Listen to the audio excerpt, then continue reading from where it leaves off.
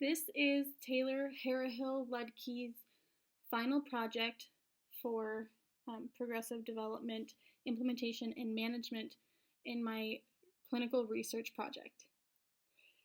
The 10 steps of the IEP are, the 10 steps of the services to receive an IEP and implement accommodations for students is quite complex, and it's very, very unique per student. It's very important as a service provider that we understand all of the steps, all of the people involved, and what it takes and the different ways it can look like. And it's also very important that we recognize the role that conflict resolution has in this setting.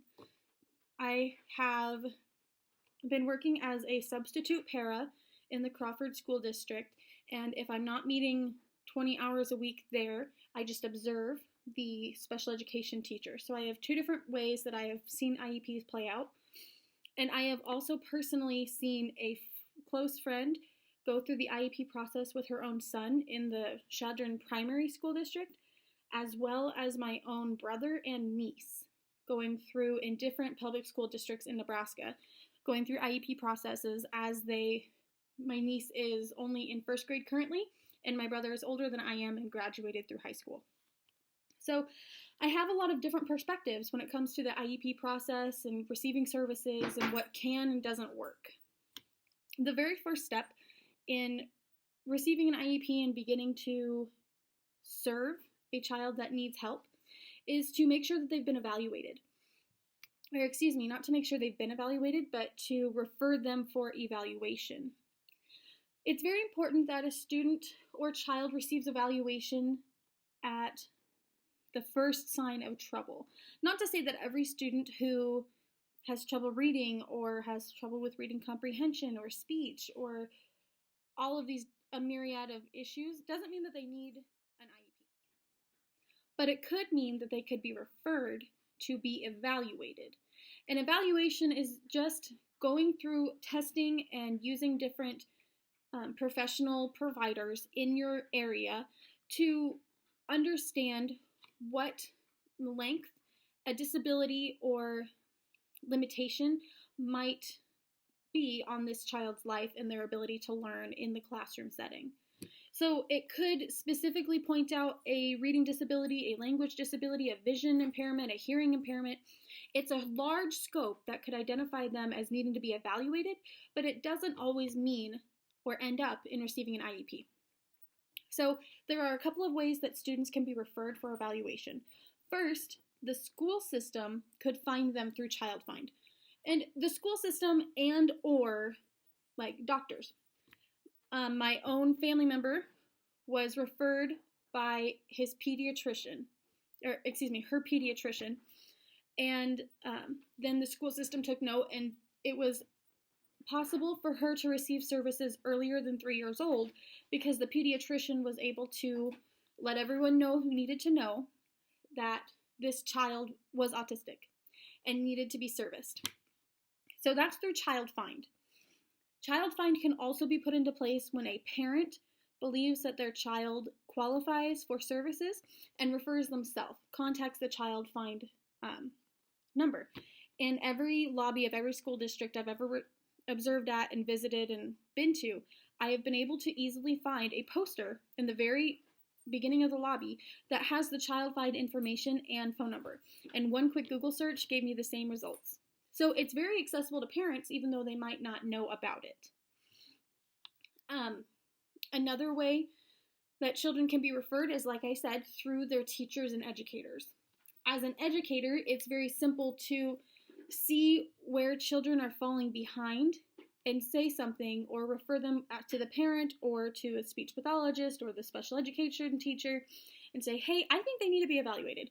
I think they're falling behind in this area, and I'm going to take note and I'm going to record the things I'm doing, but they should probably be checked. So it's very, very simple to refer a child for evaluation. And the better thing to do is to refer them even if you're not sure, because it would be much, much better to maybe waste a little bit of time than to let a child struggle who needs help. So that's what the special ed teacher in Crawford told me, is that she would much rather waste a week of her time evaluating and giving attention to this student who might not need it than to let a student struggle. The impact for this step, the child could really be confused. Especially if you are in the younger grades, to suddenly be pulled out of your classroom and given all these tests that your classmates aren't receiving, it would be pretty easy to realize that you're being singled out. And that could push you towards a lot of ridicule, and that would be really difficult. Or it could be really exciting. I've seen children in the school that I work at who get really, really excited to go out of the classroom, and they really like me and the other paras and my boss. They really think we're cool and fun to have a little bit of attention. So it could go either way, but specifically, it does single them out, and that could leave them open to a whole other, host of feelings. As parents, because parents need to be notified before they're evaluated and give written permission, parents could feel a lot of apprehension, a lot of confusion about what's going on. That's why it's so important as a special educator to realize you need to be so open about your communication with parents. It's really important that parents understand the entire point of every single part of this process is to identify what your student needs, but then to give their student what they need. The entire point of everything is to really help the child. So I think as long as parents understand that whatever the results are, we are going to do our absolute best to make sure all needs are met, or to the best of our ability. And if we can't do it, we are going to find someone who can, and we're going to figure it out. I really think that this is the right time to help parents see that everybody is in this together and it's a team effort. It's really a travesty when that kind of communication isn't brought forth and parents end up feeling like it's an us versus them thing. And this is also an opportunity to make sure parents know that the results of the evaluation will have nothing to do with their parenting. That as long as that student and child is loved, cared for, and showing up to school, we understand, we think that they're doing a great job, and it just means that we could probably do something better to help them even a little bit more. I think this is where, people can really go to one end and the other and do the whole us versus them, and that would be horrible. That would be horrible. So in reality, it's just a very delicate time. As providers, it's kind of a busy time because there's a short period of time from consent to when the evaluation has to take place.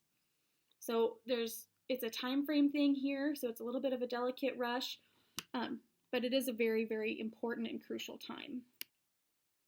After the student is referred for evaluation, it is time to actually evaluate the child.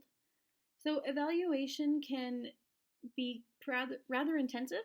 It includes everything from standardized tests to any assignments, tests, notes, any other relevant data that the teacher might have taken, the parents might have, doctors and pediatricians might have to give to the evaluation team. This is a time for a lot of coordination because everybody in this child's life might have a piece of the puzzle of what this child needs, and evaluation really needs to be extensive and cover everything. We really need to understand the scope and the depth of the disability that the child is suspected of having. That way we can really understand and begin to figure out what needs this child has and how we will have to meet them. Evaluation must be appropriate, but it's a delicate balance between covering all of our bases and wasting time and money. You wouldn't do for example, you wouldn't do a vision test for a child who has a hearing problem, but you would do a vision test if the child might have reading comprehension problems, or you would do a hearing test if the child is having auditory reading comprehension problems. So it's really specific to each individual child, and it's important that we take it as a case-by-case basis and consult everyone that needs to be consulted. If the child is hard to understand, you need to bring in a speech-language pathologist. If the child is having a hard time hearing, you need to bring in a hearing specialist. If the child has a myriad of things, you need to ask the pediatrician or ask for a note from the pediatrician or talk to the parents about what they've seen at home. It's really important that we cover all of our bases and really try to get a good understanding of what is going on, what does this child need, and where is the issue really lying. At this time, I worry about the child being confused. Um, like I said just a few minutes ago, being pulled out for evaluation can be really like isolating for the child, and we of course want to always avoid that as much as possible. It also could be really confusing to the child why we might be probing around in their personal life or why we're at home, or it could be really exciting. It's just really the attitude that the child takes as well as what's reflected by the parents. And that's the thing for the parents. They could really be stressed about this, and they could also be confused about their rights. I know that in the pamphlet or like the packet of data that my boss gives all parents when they sign a consent for evaluation, it basically spells out all of their rights, what's going to happen, what we're liable for, and parents almost never read it. We never get questions about it, or at least not since I've been there. However, my close friend who I work with on my second job, her son has been going through an evaluation in the last year and just had his first IEP, and she had to go in depth on Google on what her rights were, and it really should have been very easy for her to go to the source, to her special education teacher, and say, what is the deal here? What can I do? What can't I do? What should I do? Because she did not agree with the evaluation that took place by the school. And at that point, parents need to know what their rights are so that they can make the choice that's best for them and their child. If they don't agree with an evaluation, if they think they're seeing something different, they're the person who has been with that child for 5+ years of their life that we have never seen them for. It's important that they understand that not only are they an important voice in the team, they are the most important voice in the team. For providers, this can be a rather stressful time too. We have to work really quickly to get this evaluation done and do it correctly without wasting time, money, but understanding the scope and breadth of the disability. It can be a little nerve-wracking and maybe a little overwhelming, but it's important that you keep your sights on the idea that this is for the best of the student. And when you think that way, it's pretty easy to focus on what needs to get done. And like I said before, we have to understand that evaluations need to be taken place within 60 days of receiving written consent. As I was reflecting over this step, it is really, I can't stress how important it is to keep an open, honest, and clear communication with the parents about what's going on, why we're doing what we're doing, what we think we might find, what we'll do if we do find it. It's just so crucial to keep the parents or the guardians informed and on board, because the second that you feel polarized from the parents, everything is going to be a struggle. And I have seen that happen in my life. I've seen it with my personal friend, with my brother, with my niece. It's just, if everyone doesn't feel like they're working towards a common goal, if no one's being attacked, then everything will fall to pieces and it's a struggle and everyone's butting heads. At this point, parents need to understand evaluation is not a blaming situation. It has nothing to do with their parenting. It has nothing to do with their kid being smart or stupid. We don't use those words. We're talking about a disability. Nobody's fault. It's just a matter of how can we help. You know, there's no such thing as normal anymore. Normal is out the window. We don't say that. Now, we just talk about what each child needs, and it's so individual. We don't label. It is what it is. We just want to focus on the child right in front of us and what they need specifically. I can't stress the importance of that whole line. This is for your child. After the evaluation is done, then we can see the results of the evaluation and determine whether or not the child is eligible for special education and related services. These services could include anything from speech-language pathology, occupational therapy, physical therapy, behavioral therapists, vision specialists, audiologists, and way more. Children could qualify to have some of their day spent in the general education classroom and just a portion of their day where they are in a resource room. They could have a para with them full-time, part-time. There's a wide breadth of what we can do for each child based on the disability that they qualify for as of IDEA in 2004. If the parents at this point don't agree with the decision, they are more than welcome to request a hearing. And at the hearing, everything will be reviewed and the child could be reevaluated, and then we would proceed from that point. I've seen children's qualifying results in my work at Crawford, and one thing that I learned during that time was that children can qualify for special education services if they have a large enough split in their results on the standard deviation curve. So I saw a student whose highest score in, say, reading was a standard deviation away from the median, and his lowest score was 2 standard deviations behind the median. And because there was such a split between his 2 scores, he qualified for special education services. And that was something that I had never understood before I was physically in the room with someone while they were determining some results quickly. It was very interesting because my own husband has a reading disability and qualified for special education all through his high school career. But he only took some time. He had an extra study hall, and he had a little bit of extra time on tests. And I think one time during a state test, he was allowed to take it in a room on his own, away from his classmates. And I thought it was really interesting because my husband understands things just fine. He reads just fine. He's a little bit slower than I think the average college student is with reading. But overall, I wouldn't have known.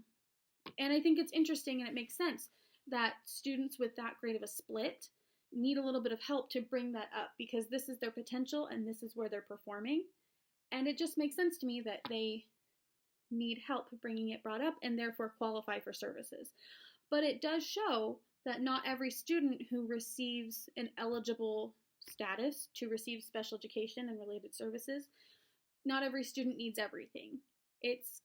That's why we do evaluations, and that's why we write IEPs, to make sure it's individualized and we're not wasting time, money, resources, or distracting students from being in the general education classroom and receiving the, again, general education that they need to meet their state standards. The impacts here are that the child may be completely unaware, or the child might be really scared about what this means. If they're a little bit older in the school system, even in early elementary, like 3rd grade or so, they could be really nervous about the change that this could bring, about suddenly qualifying for special education, because they might not know what that means. They might feel different and outcasted and strange, and we just really want to be reassuring that this is just like getting any other assignment. This is just like every other day in the classroom.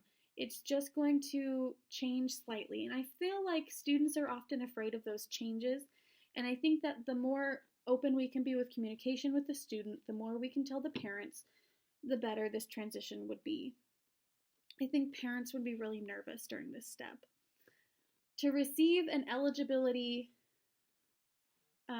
information to say, yes, your student qualifies for special education and other services, it could be really nerve-wracking to realize your student isn't where you thought they were, or that it could be really comforting to think it's not as bad as I thought. You know, my husband's mother was really worried. She's an educator herself, and she was really worried when he wasn't reading like she thought he should be. She thought the worst, and she worried and worried and worried. And then when she got the evaluation, she had a lot of peace of mind knowing that that was all. He just had a reading disability. And she had had students with reading disabilities before, and she knew what to do. So I think that each case, again, will be so different, but we need to be open with our parents and discuss with them the do's and don'ts, the pros and cons, what each thing could mean. If the child does qualify, if they don't qualify. They need to understand, like, what's ahead each step of the way.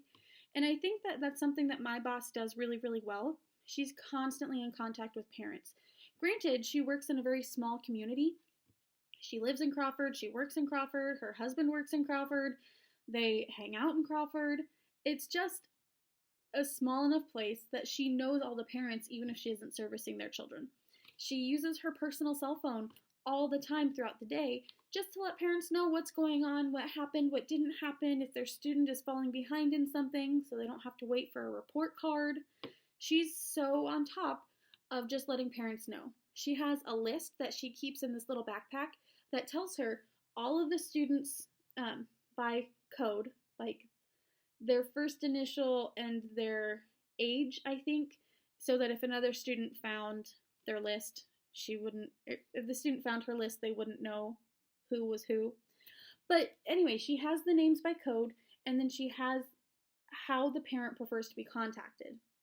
And I thought that was such a great idea, so that if something happened with one of her first grade students, she could look at that list if she didn't remember and think, oh yeah, I have that parent in my cell phone, they want to be texted.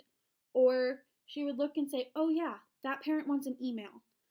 And she could just right then and there say, hey, by the way, this happened today in first grade. I wanted you to know this might come up tonight when you talk to your child. This is what we're doing about it. I think she does such a phenomenal job about it. And that's the kind of communication I want to have with parents when I get into the workforce, is to really be able to say, listen, I want to do whatever it takes to help your student out. How can I contact you so that you would feel more comfortable? And by giving the parent those options, but also saying, tell me how often, tell me what qualifies, tell me the way you want, really gives the parent control. And I think that that's key, because the parent would probably be very, very nervous and might feel helpless in this situation. But that does leave a lot of challenge for the providers, because to balance a caseload of 20 to 30 students and then remember all the ways to contact their parents, how often, when, in what mode, as well as IEPs, evaluations, general day-to-day services, on top of snow days and sick days and, school trips. It's a lot. This is a really challenging job. And some people just really need more support from the parents. Some people need to send like an email once a week. It just really, really depends. But the bottom line is the communication is so important. Either way, parents need to be reassured that no matter what, their child will receive the support they need, either in a method of IEP, 504, or the general education teacher paying attention to them. Whether they qualify for special education or not, I think that it's so important that parents understand we as educators are not looking to just write a student off and hand them over to someone else. We genuinely are trying to strive to help them meet their own needs and to really empower students to understand how they learn, what it takes for them, and what learning looks like. I think that that's where we can bridge a gap, help students and parents understand that eligibility is not a huge change. It is going to change a few things, but bottom line, they're coming to school to learn, and now we're going to bring people to help them learn or implement new strategies to help them learn. Whether or not they qualify for special education, if something's been happening or that a teacher sees that makes them refer them to be evaluated, something's going on and we're going to help them. I think that's the key takeaway at this step. After the child is found eligible for services, the provider has 30 days to contact everyone, meet together, and write up an IEP or an individualized education plan for the student based on the results of the evaluations. So this is really what I think of as the scheduling step. You contact everyone, you try to get everyone's schedules, you coordinate with who needs to be there, what needs to be talked about, you get everything in order, and you still are relying on everyone to show up. Because, especially here in Nebraska, weather doesn't like to cooperate, people like to forget, it's kind of a nightmare. However, like I said, you only have 30 days to do it. So the second you're found eligible, you need to start scheduling. Taking your time and waiting around is not ideal, because the second you do that, no one's going to remember or no one's going to show up. And the fact of the matter is, some parents really don't understand that their presence in an IEP is crucial. A lot of times parents don't know that an IEP is so important. Ideally, you've been communicating to them that this is of the utmost importance, but sometimes parents just forget. I mean, I've seen it happen multiple times, and I have not even been working in Crawford School for that long. Um, Parents need to understand what was found, why you're meeting, and what the goal of the meeting is. I think that when scheduling, it is a little difficult with everyone's schedules, especially if you need multiple related providers there. But the more freedom you can give to the parents to figure out what works for them, the higher the chance that they will be able to come, or that they will remember, especially, and make an effort to come. I think that something that my boss does very, very well is when she is trying to schedule an IEP, she talks with the speech pathologist, and then the behavioral therapist, and then the vision teacher, and then the general education teacher, and they kind of come up with a general time, or like 2 or 3 options of what would work for all of them. And then she goes to the parents and says, hey, this is what happened, this is what we found, and we need to meet as soon as possible. Would 1, 2, or 3 work for you? And if they all do, what would you prefer? What would you like best? And a lot of times she will prefer to ask them to meet as soon as they can, so that if the meeting, especially if it's the first one, goes a little long, or they have a lot of questions or something, they can go into slot number 2, which isn't ideal, but still, if it's like, say, during the middle of the day, and they only have an hour and a half to get it done, they can meet next week and finish things up after they've all sat on it, everything's been typed up, and they have a little more to work with. I think that she does that so well simply because she's seen that it works. And that's the key thing with me. Humans are humans. I forget things too. But when you give the parents as much control as possible, they feel more invested and they feel heard. And I think that that's the important part here is, family can feel very rushed and overwhelmed at this point, and we really want them to feel like they have stake in the game, that we want to work with them, not against them, and that they are just as important, if not more important, than we are. Everybody has schedules, everybody works, and we want them to understand that we see that, and we appreciate that, and we want to help them. I think that I might be a starry-eyed student who thinks the best of the world at this point, but the reality of it is things get sticky, and we want parents to always feel like we are on their side. And I think that if you start off on that foot, giving them the benefit of the doubt, giving them the control that they might need, that things in the future will lean in your favor. The parents would be more willing to work with you and be compliant and give you the benefit of the doubt if you say something happened and it's like this. I think that this is a good point to start building that relationship, because if you haven't been open and courteous and caring up until this point, and you try to at the IEP, who knows what attitude those parents might have or feelings they might have bringing into that meeting, unless you've talked with them. So my notes for this section in real big was must act quickly, must be transparent and caring.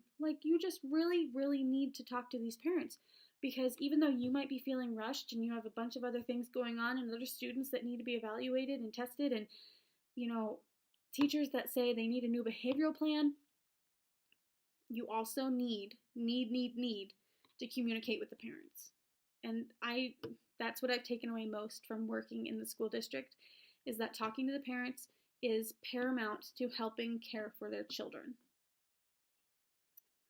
After you get everyone on the same page, you get the meeting scheduled, the child is found eligible, you have all the notes, everyone who needs to be there is there, you all sit down, it's finally time to hold the IEP meeting and write the IEP. In the last step, providers should have been putting together all the paperwork that they needed, setting some preliminary goals in the back of their minds about what they want their student to be working on and things they want them to do. But now it's time to sit down with everyone, get on the same page with all providers and all parents and all administration, and really discuss what we are going to work on, how are we going to work on it, how are we going to measure that it's working, what is the working on going to look like, so what accommodations, what are we doing? What does their day look like? And then like the overall goal. Now, until this year, I had never actually seen an IEP because I didn't ever qualify for an IEP. I'm younger than my brother. I never went to his IEPs. But my sister gave me permission to look at my nieces. And that was really, really interesting. I found that in that school system, they chunk it up by providers. The beginning page has the, general information about my niece, what services she's receiving, how many times a week, how long, how often per quarter, who all she meets with, and then like a goal at a glance on the front page. And then after that, it's broken down by special education teacher, reading teacher, general education teacher, speech language pathologist, occupational therapist, behavior therapist. And I thought that that was such an interesting and organized way to go about an IEP because, like I just said, there's so much to cover. So once you are in the agreed upon place, agreed upon place, time, with the necessary people, you need to discuss the student's needs. Again, I'm sorry about my light. You need to discuss the student's needs. You begin by talking about their current performance. So this is where you bring in class tests, assignments, evaluation information, and then discuss how the disability affects the child's ability to be in the classroom.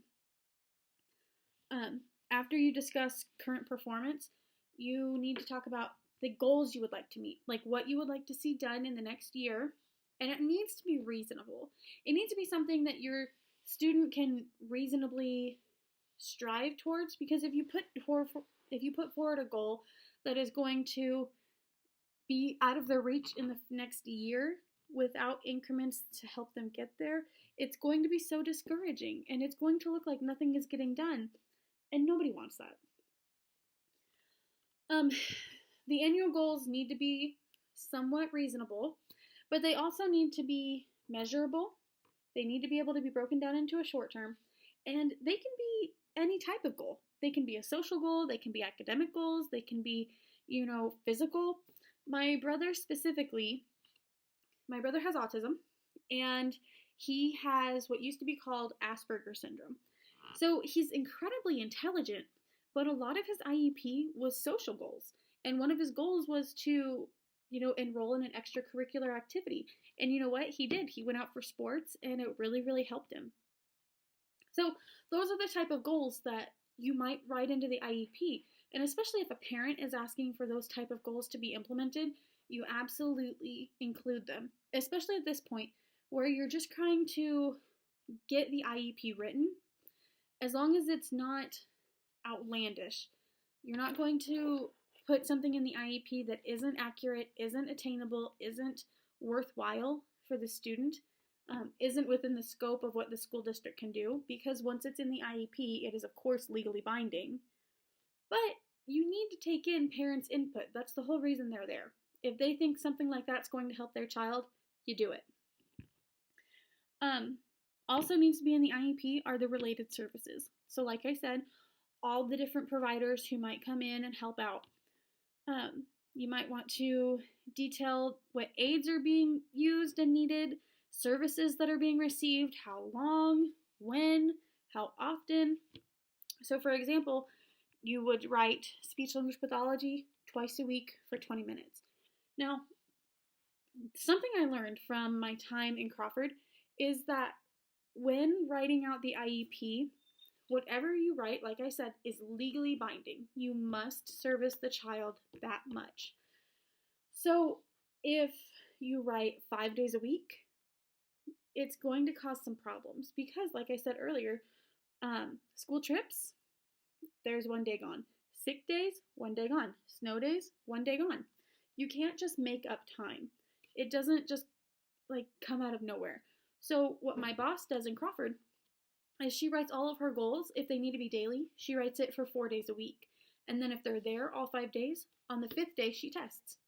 So I thought that was such a good system. She found it works for her and her students, and that they look forward to that break on Friday. It does make Friday her craziest day, but It's a really, really cool system, and it works for her. Another factor to put into the IEP is how much participation with non-disabled kids your student is going to have. So an example I have of this in Crawford is that there's a student who is rather hard to understand. He spends about 90% of his day in a separate room so that he can have stimulation like reserve so that he doesn't get overwhelmed. And he has a para with him at 24/7, basically. This student, we'll call him Greg. Greg does not eat lunch, or did not used to eat lunch in the general lunchroom. Instead, he would work with his OT to feed himself 75% of his meal. And once he was consistently meeting 75% of self-feeding, they put him back in the general lunchroom, and his ability to feed himself, or his percent of meal fed self-fed lowered to about 30%. And then his para was having to feed him the rest of his meal. But because it's ideal to be in the least restrictive environment, it's necessary that as much social interaction that we can give to Greg, we will. So it's in his IEP that he will participate with other students at his age level about 2 to 3 times a day. I believe his IEP says for 2 hours. So he goes for science, for music, and now for lunch. They wrote in an hour amount instead of a specific subject or time so that they could change it year per year based on what teacher they have in music or science. If he likes that teacher or if he doesn't. If the kids have gotten too rowdy in music and he'd rather be there for math.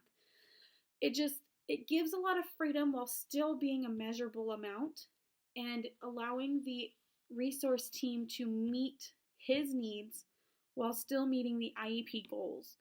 And it's been really, really interesting. He's been working, and in the last 2 months, he's changed his 30% self-feeding rate to 50%. And so that's really exciting because he's been in the general education lunchroom where there's so much noise and lights and kids and different food every day, and he's doing a super good job. So those are places that I can see the IEP needing to be very, very structured, but also giving enough leeway for you to do what you think your student needs. Something else that needs to be written in the IEP is participation in state testing. Students like Greg obviously are not going to participate in state testing if they can't comprehend it. But students like my brother and my husband, who had specific disabilities and impairments and functioned cognitively at an accurate to at least close to accurate mental state, they do take state testing. And this is the time to decide if they are or are not going to take those state testings and be recorded with the district. Also, something that needs to be specified are the dates and times and places that are going to take place. So this is where I think of the least restrictive environment coming to play. You really need to specify how often are they going to be in the general education classroom, how often are they going to be pulled out, how often do they need to be alone, how much time per day. Like, that's where you need to be specific. Things with Greg, they specified hours and times rather than necessarily places because the parent wanted there to be that flexibility. As long as everyone agrees and it's all for the benefit of the student, language can be changed. And I love that about the IEP, that it can be personalized, that it is so personalized. It has to be. It's individualized. And finally, there needs to be a way to measure progress. So all of our goals need to be measurable. They need to be somewhat reasonable and attainable, but challenging enough that you are going to have to strive to meet them. Another way that we measure Greg's progress is by how often he looks at a certain thing. Because he has vision problems, he needs to practice looking up because he's currently like hunching over. He spends too much time not standing up, so his back is curling. So Greg spends a good point of his day in a standing machine. We hook him up and he has to stand up for about 30 minutes. We've worked up from 20 minutes and now we're at 30 minutes a day. He does that in his own room, so the stimulation is lowered, and he gets to watch TV while he does it. Well, ABCs and stuff on YouTube.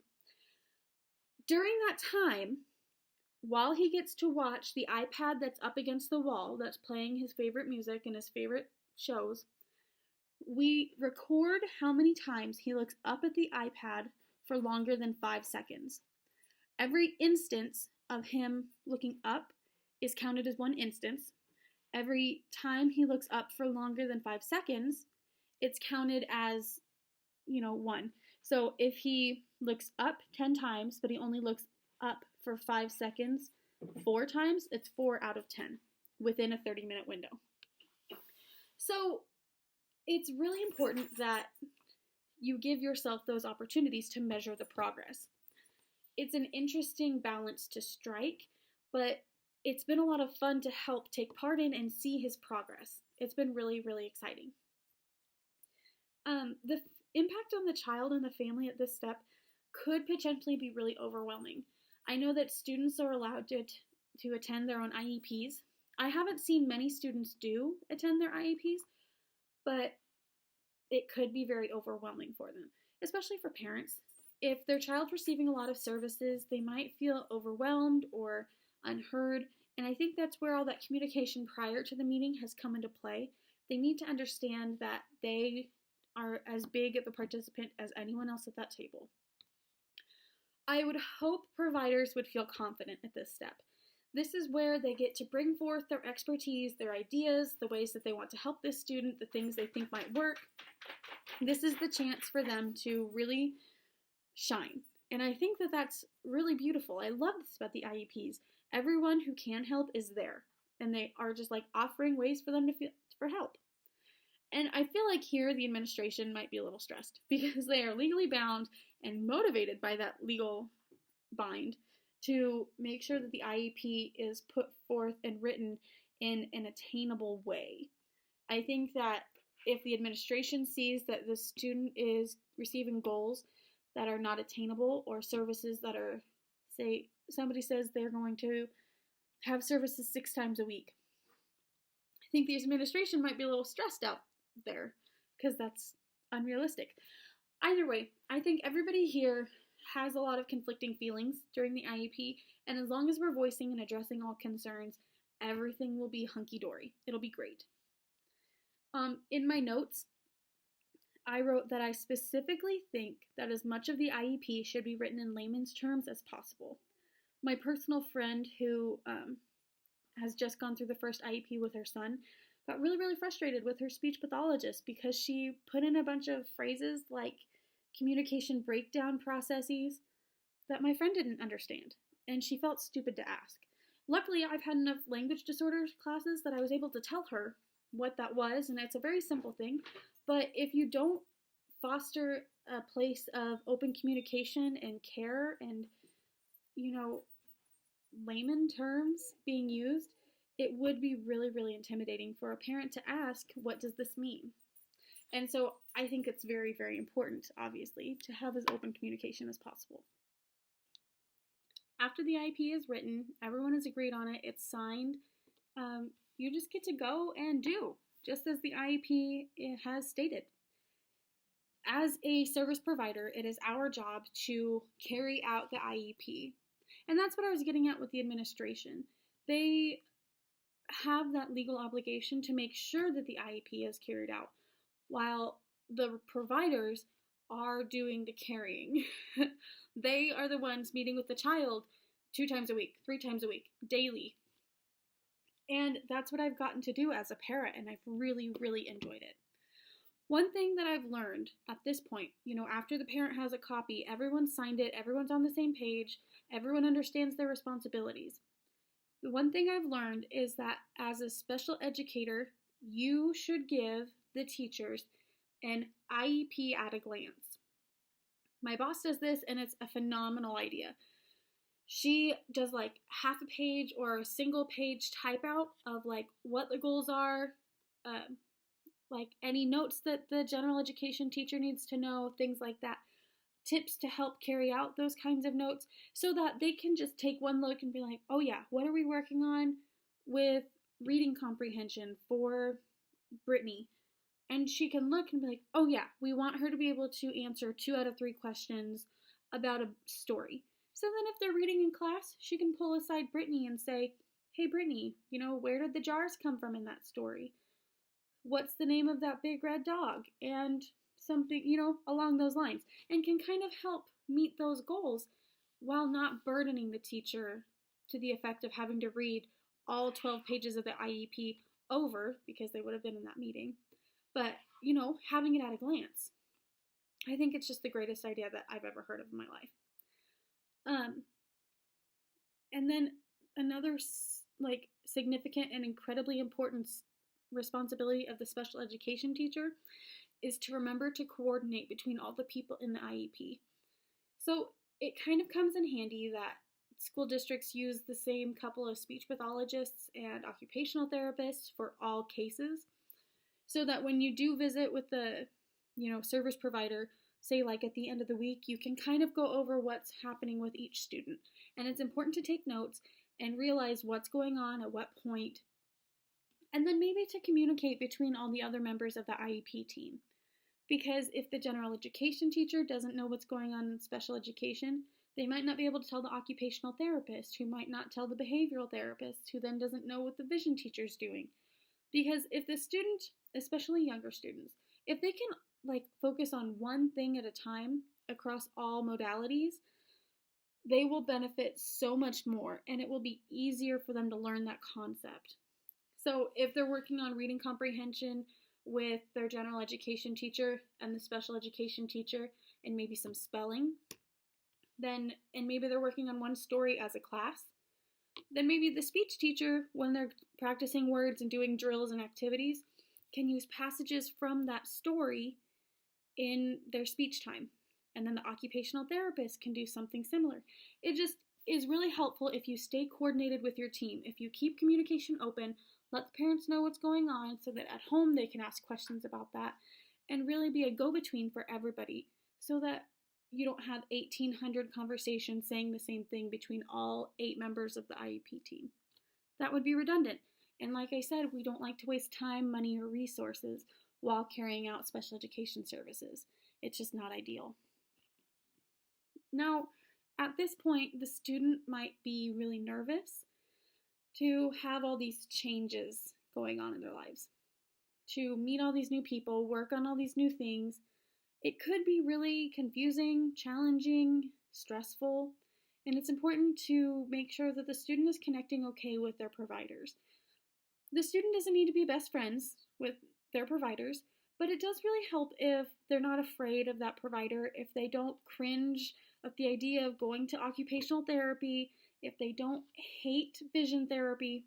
I think it just really helps if they can, feel comfortable with their providers. And that's something to be really aware of, especially once that change is first happening. The family really needs to stay with consistent communication. I think this is where I was talking about before, my boss doing a really good job, like once a week, once every other week, updating those parents. She has that sheet, like I said, indicating how often the parents want to be communicated with, what mode they want to be communicated in. Providers, this tends to be like their busy time. Like this is where you are just doing the work, taking the notes, doing your thing, that you might forget to communicate with the parents, and that is the crucial part. Anyway, the main reflection and note I have from my personal experiences and from the research was that the coordination and communication needs to happen often between your team, between your student, between your parents. Constant, open, honest communication. I don't know how many times I've said that in my little vlog here, but obviously it's the thing I've learned the most while being a para in the school system, is that communicating with your team members, with the parents, with the child, with the administration, it's just the best thing you can do to make sure that the IEP goes well, is carried out correctly, and that everyone's on the same page. It's just completely invaluable. During the year that services are provided to the eligible special education student, the parents need to be informed on the progress that the student is making. or lack of progress if that's the case. When it comes to reporting progress, like I said with Greg, we record his progress, and then every Friday, so she does her IEPs for 4 days a week. If Friday nothing has happened that's crazy, she evaluates then, does a quick little test, and really bases his results by how he does on Friday, but it takes into account the instances and reports and all that throughout the rest of the week. She'll summarize all that, average it out, look at how that compared to last week, write it down, and every other week she informally gives a progress report to Greg's mother. Every month she writes out about like a 2 or 3 paragraph progress report over all of his goals, puts it in writing, puts it in his file, delivers it to his mother over email, or she'll give her a phone call if she feels like there's more to be discussed too. That's what's worked for Greg and his mother, and that's what's in his IEP, is that once a month she needs to be informed. And the nice thing is, by putting in once a month, that if my boss sees that she won't be able to call in like 2 weeks, she does her more formal progress report the 3rd week of the month, because it's still informing once a month, and it's giving a far enough progress from the last progress report, but it's also giving her the flexibility. And this is where I wrote in my reflection, like, really, we should be giving ourselves an extra day of that week to be realistic, think that kids get sick, snow days happen, and maybe write our IEPs for 4 days out of the week rather than 5, rather than, anything that could be unrealistic. Progress needs to be measured in an agreed upon fashion. So if the mother was expecting progress reports for Greg in a matter of how much standing time he's receiving, and we're talking about vision time, that would be an issue. Obviously, we want to report on everything agreed upon in the IEP. So that's a step for the IEP, but at the same time, you need to be familiar enough with the IEP to know what you need to be recording, progressing, and reporting on. And then again, parents should be contacted in the way they prefer, in the time frame that they prefer, and how often they prefer. The child may feel a sense of accomplishment or failure, success, when it comes to, progress reports.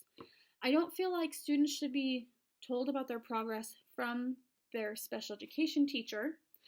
I feel like they could be told that they are progressing along nicely or that they have a few things to work on, but I don't think a student needs to know exactly how well they're doing. I was a very good student all through my school career, and if I got anything less than a 95, I felt I was automatically a bad student, and I felt bad about myself. And in some of my classmates, especially my assessment foundations class, I have really come to learn there's no such thing as a good or a bad student. And I never want my students to feel like just because they aren't progressing in a way that we had wanted or aren't meeting the goal exactly as I wanted them to, it does not make them a bad student. And so I personally, and this is my boss's opinion as well, don't think that the student should be let in on all of the progress they're making. I think it's important to praise and give positive reinforcement to our students, but not necessarily tell them that they are good students. The family might feel some anxiety if there's no progression, like they might feel helpless again, they might feel like nothing we're doing is working, or they could feel a lot of joy if there is progression. This is where we need to be really reassuring to our parents and tell them, like, if this isn't working, we're going to find something else and keep trying until something is. And, it's natural for us when we're meeting goals to go up and down. As long as we're trending upwards, that's what matters. As long as we're finding that overall this is helpful, that's what we'll keep doing. And providers, after, a couple of progress reports throughout the year, might think to themselves, I really wish I could change this about the IEP because I know this now that I didn't know then. And that's what the whole point is to, as we progress, to change it up, to tweak things if we need to, which brings us to the next step, the IEP being reviewed. So once a year, the IEP needs to be reviewed, and then every 3 years is the big triennial where the child's reevaluated and we discover where they're at currently. But every time the IEP is reviewed, those little tweaks can be made. We can talk about the effectiveness of the IEP, anything we want to change, if we feel like they need more speech or less speech, if they need more occupational therapy or less occupational therapy, more time in a study room, less time in a study room and more general education, pulled out in a bigger group or a smaller group. This is really the time for everybody to bring every concern that they've had over the last year and to address it, figure it out, iron it out. Again, I feel at this point it's really, really important that our parents understand their rights. Because if they're feeling like they're not being heard, if their concerns are not actually being addressed and their voices are not being listened to, they need to understand that they can get a second opinion. Services in a school district, though it is public school and they are legally bound to have their child educated, they do have some rights and they do have the ability to ask for more help or to say, I don't think that sounds right. It's a fine line to walk as a provider to urge parents to maybe go against you and like your opinion. But I feel like the mark of a good provider is to understand that you do not have all the answers all of the time. And not being afraid of a second opinion, if it's necessary, is again a mark of a great provider. People's pride has no place in an IEP. This is about helping the student, not your ego. So, parent rights need to be communicated every time a meeting takes place. You know, the child may attend the meeting and feel positively or negatively about it, and that can be addressed. I feel like as a special education teacher, because you will see the student leading up to the IEP and ideally after the IEP, you could talk to them about it and let them know, like, we're changing this because of this. You might need a little bit more help here. I feel like if you have a good communication relationship with the child, that ideally they might bring those concerns to you. And you would be able to let them know this is why we do this way, if they're old enough to understand. Parents in this instance could feel frustrated or really empowered. It really depends on if they're being listened to and if they're receptive to what you believe their student needs. Providers might feel a little stressed because, they need to compile all of the progress and make recommendations. If no progress has been made, they might feel really frustrated. But if goals have been met, they might be excited about what's coming next and what else we could possibly do, and they would understand the potential of the student a little bit better. And I feel like administration would be motivated to continue to help the student progress simply because I'm sure they care about the student, but also because services equals money, which is terrible, but it's true. That if the student doesn't qualify for services or they're progressing out of services, the administration, I'm sure, would want to support that and help move them forward. So my reflections specifically for this part are that parents need to understand that, again, they are one of, if not the biggest voice in that meeting, and they need to feel that. But also, just because this is not the big writing of the IEP does not mean that this isn't an important meeting. This meeting is really the checkpoint. It's not a reevaluation, which might seem like a bigger deal, but this meeting does ensure that, going forward, the student is receiving the needs and the services that are necessary. The student is getting everything that they need from the school system, that they're able to learn, that they're able to, progress as a person and be ready to leave school. The whole point is to get them to be self-sufficient. So I am really excited to have an IEP and an IEP review someday.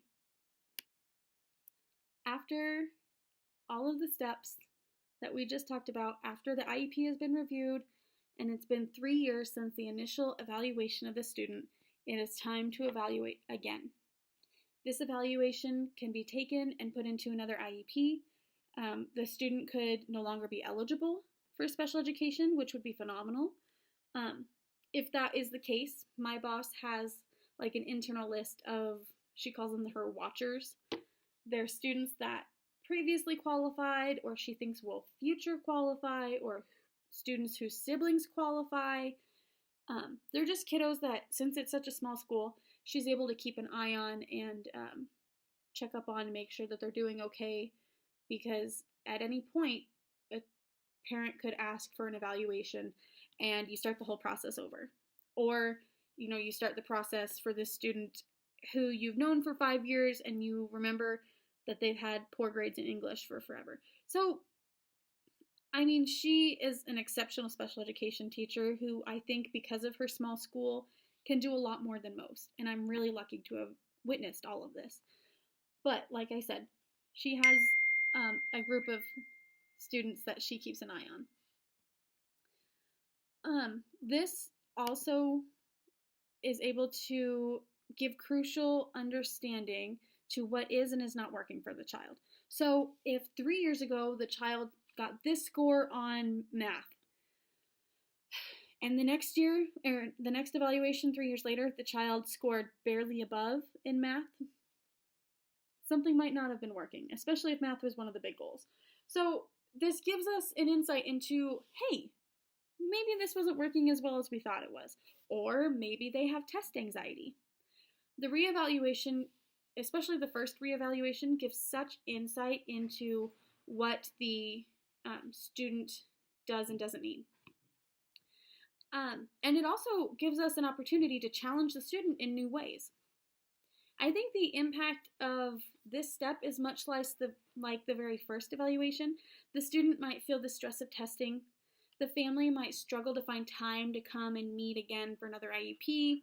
They might struggle to come to terms with results that might not be what they were expecting. Providers could feel stressed from doing so much evaluation and then comparing the results. And of course, the administration is, allocating time, which is resources, to be in that meeting and reevaluate results. But the real takeaway is that children are always changing and learning, and their potential is always being challenged and stretched. So it's crucial that we stay on top of this and that we reevaluate and give it open eyes, fresh eyes every single time to give this student the chance that they deserve to really meet their potential, to become a self-sufficient person, to succeed in ways that we didn't think were possible the first time they were evaluated or referred. I really think that the IEP process is a wonderful system to help students not only succeed in school, but to love school, to feel like they can do things that are hard, to feel like they can take on a challenge, to realize that people love them and care about them, and to learn more about themselves. I think if my husband never learned that he had a reading disability, that he never would have tried to pick up a book because he would have thought he was stupid. But now that he understands that it's just a difference, he's just different. He reads different. He just needs a little more time. He loves to read. It takes the burden from themselves and really frees them to do whatever they set their minds to. And that's what I love about special education.